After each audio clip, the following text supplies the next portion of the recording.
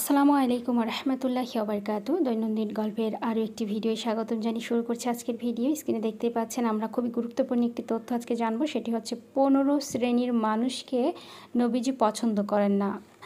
তো আমাদের জানা দরকার যে এই 15 শ্রেণীর ভেতরে আমরা আছি কি না। যদি আমরা থাকি তাহলে নিজেদেরকে পরিবর্তন করতে হবে, কারণ নবীজি যেহেতু হাসরের মাঠে আমাদের জন্য শাফায়াত করবেন, আল্লাহর কাছে সাহায্য চাইবেন, আমাদের জন্য ক্ষমা চাইবেন, আমাদেরকে তিনি জান্নাতে পৌঁছানো না অবধি তিনি জান্নাতুল ফেরদাউসে যাবেন না। তো সেই জন্য তার পছন্দনীয় যদি ব্যক্তি আপনি না হন তাহলে কখনোই আপনি তো জান্নাতে তার শাফায়াত পেয়ে যেতে পারবেন না, তাই না? তো এই জন্য অবশ্যই আমাদেরকে জেনে নিতে হবে এই গুরুত্বপূর্ণ তথ্যটি যে আমরা এই 15 জন মানুষের মধ্যে আমরা বা আপনি আমরা কেউ আছি কি না। যদি থাকি তাহলে নিজেদের চেঞ্জ করতে হবে। তো চলুন জেনে নিই 1 নম্বরে কি আছে। 1 নম্বরে আছে হচ্ছে যারা কারো মৃত্যুতে বা কোনো বিপদে চিৎকার করে কান্না করে।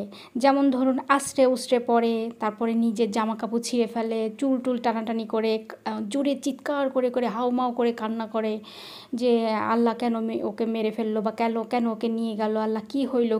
এই যে এরকম করে দেখবেন যে অনেক সময় অনেক মহিলারা কান্না করে, আবার অনেক পুরুষেরাও কান্না করে। তো যা 1 নম্বর পয়েন্টে এটা আছে, যারা হচ্ছে কারোর মৃত্যুর সংবাদ শুনলে বা কোনো বিপদে এরকম আশ্রয়ে উশ্রয়ে কান্না করে বা চিৎকার করে কান্না করে, এই ব্যক্তিকে নবীজি একদম পছন্দ করেন না। 2 নম্বরে কি আছে। 2 নম্বরে হচ্ছে আল্লাহকে অধিক ভালোবাসতে গিয়ে সংসার বৈরাগী হয়ে পড়া। অর্থাৎ অনেকেই আছে যে আল্লাহকে এত বেশি পরিমাণ মানে ভালোবাসে যে হচ্ছে তারা সংসার থেকে বিমুখ হয়ে যেতে চায়। তো এই শ্রেণীর মানুষকেও নবীজি পছন্দ করেন না। একবার দুজন সাহাবা বসে গল্প করছিল। একজন সাহাবা বলছে যে আমি আসলে আল্লাহর অধিক প্রিয় মানুষ হতে চাই, যার কারণে আমি প্রচুর পরিমাণে ইবাদত বন্দিগি করতে চাই। সারা রাত জেগে আমি ইবাদত করব, সারা দিন ইবাদত করব, আমি সংসার ধর্মে ফিরবো না, আমি সারা দিন রাত শুধু ইবাদতে মাশগুল থাকবো।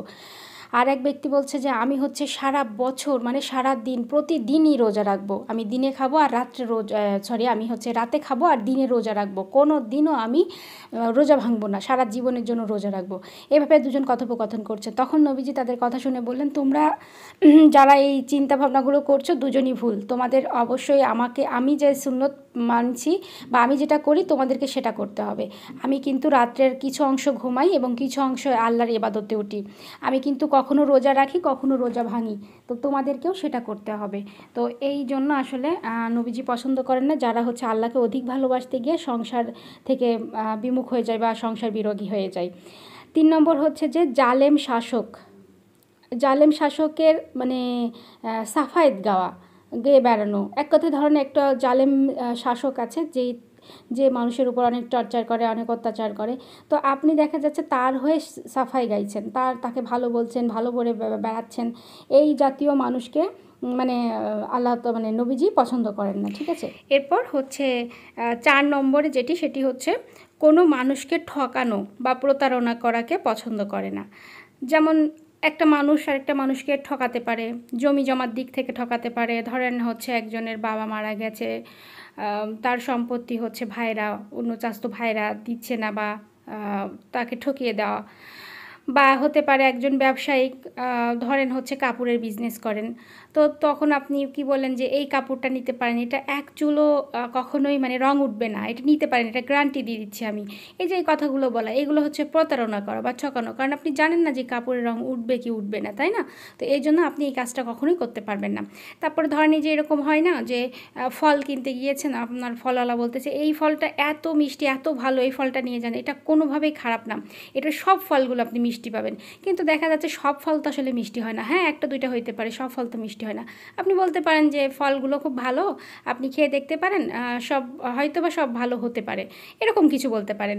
বা এই যে ওজনে কম দেওয়া, এই জিনিসগুলা কিন্তু প্রতারণা করা বা প্রতারণা টাইপের যে সকল কাজগুলো আছে এইগুলাকে নবীজি একদমই পছন্দ করে না, ঠিক আছে।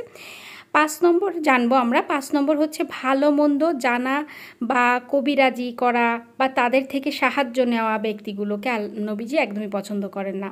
লাইক এরকম যে আমরা গণকের কাছে যাই, আমরা হাত দেখাই, আমরা বলি কি যে আমার ভাগ্যে কি আছে হাত দেখে বলো, বা পাখিদেরকে দিয়ে ভাগ্য গণনা করা, বা হচ্ছে কবিরাজের কাছে গিয়ে ভবিষ্যৎ জানার চেষ্টা করা, বা কবিরাজি ট্রিটমেন্ট নেওয়া, ইত্যাদি কাজগুলো এইগুলো মানে নবীজি একদমই পছন্দ করেন না। ঠিক আছে, এই ব্যক্তি যে সকল ব্যক্তিরা এই কাজগুলো করবে, ভালো মন্দ জানার জন্য চেষ্টা করবে, এই সকল ব্যক্তিদেরকে একদমই পছন্দ করে না।